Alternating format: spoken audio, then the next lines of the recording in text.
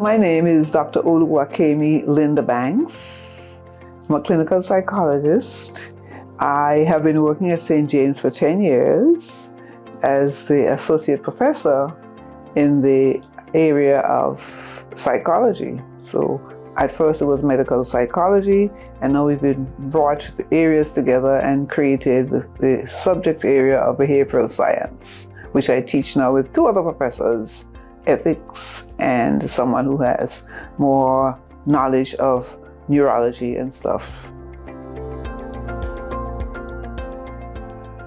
I believe that it's important for physicians to learn the mechanics of their field, but if it's just the mechanics, I find that their value is diminished considerably.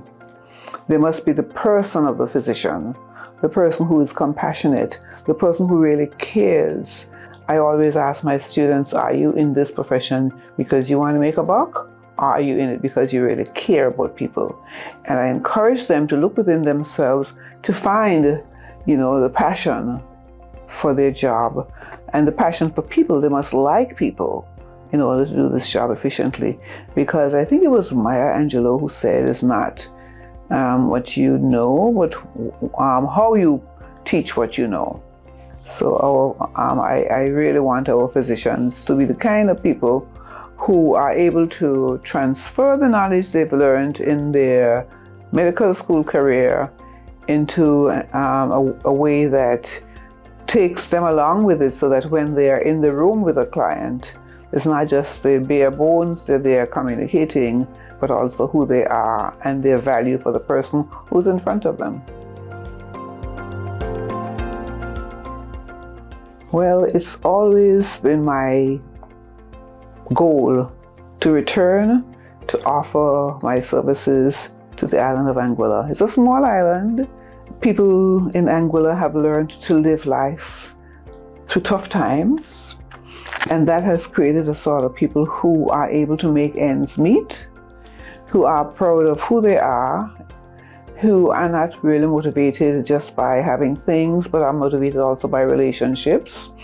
Anguilla was seen as the backwater of the Caribbean. It was not like a lush island where you have the vegetation and the flora, the fauna, the cane fields, the fruit trees. It was not that kind of island. So Anguillans learned to survive cultivating or eking out of the rock whatever sustenance they could. And when that was not enough, we turned to the sea. And so Anguillans have made their living by, the waters, the beautiful waters that surround us, which led to them traveling from Anguilla, making boats, which could which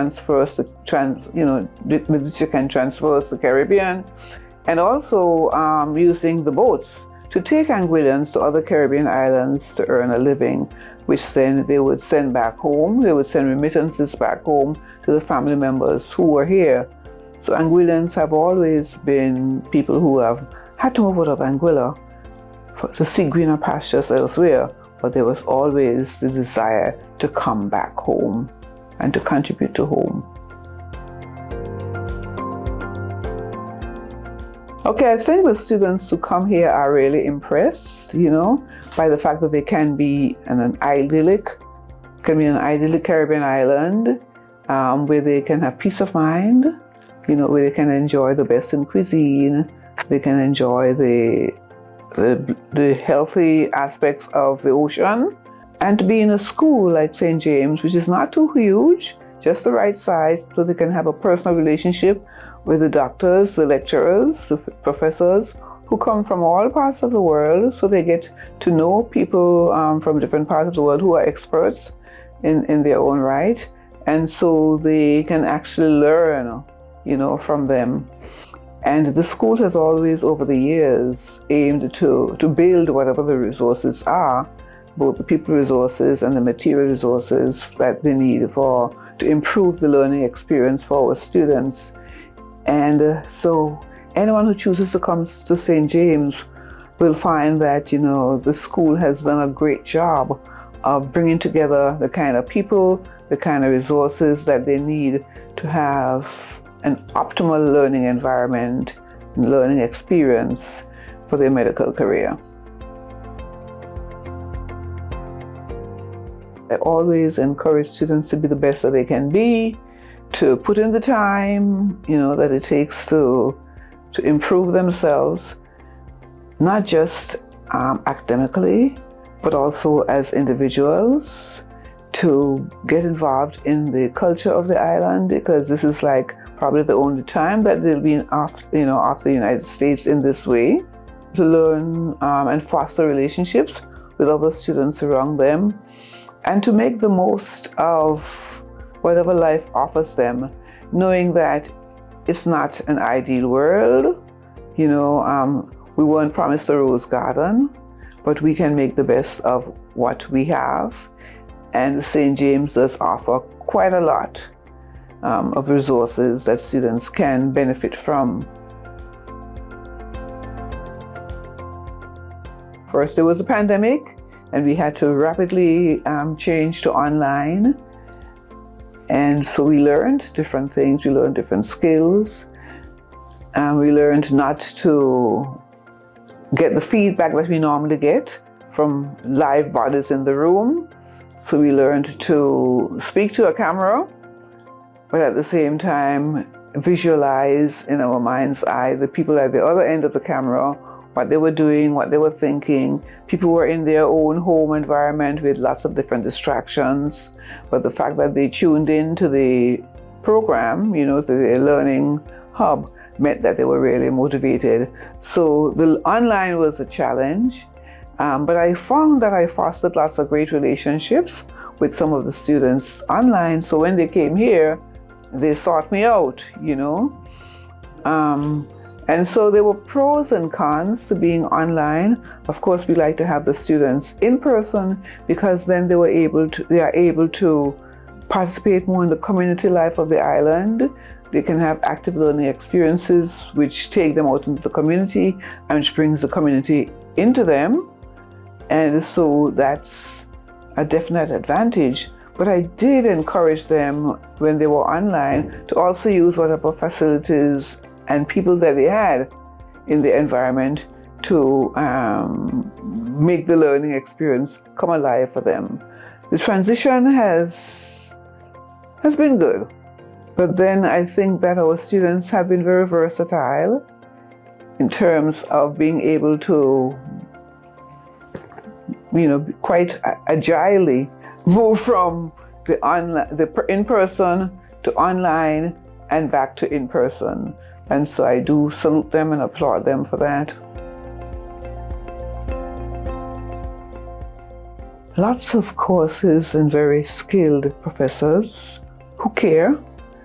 And so the school does offer mentoring for students who might be challenged, offer mentoring both through professors and through other students who've successfully navigated the course and can now go back and teach. And that has a dual benefit, because when you teach, you learn. And so the students who become mentors or teachers or whatever you want to call them for other students, they learn by mentoring other students. It does give them motivation also to do the best that they can do, so they can earn a couple dollars towards their tuition in that mentoring relationship. If a student is counseling, a student has a relationship with a professor who is their mentor, and then there is this school wellness counselor who they can, on their own or through the referral of a professor, relate to help deal with their problems. And then you have the school, the dean of students, right, who is able to have a hands-on relationship with students and refer them if they need be, or be there to listen, if they need a listening ear. So I think that all in all, the school does look out for the welfare of the students, in terms of even the physical environment of the classroom. The classrooms are not crowded, and so students have, the room to move around and to interact. So there's a good balance in terms of numbers. And Basically, I think all in all, the school has the welfare of the students at heart. I always encourage my students not to study just for an exam, but to study so that they can be prepared to be the best doctors that they can be. But human beings being who they are, people like to have goals to reach towards. And so I think the NBME exam encourages them to have a focus, in terms of studying.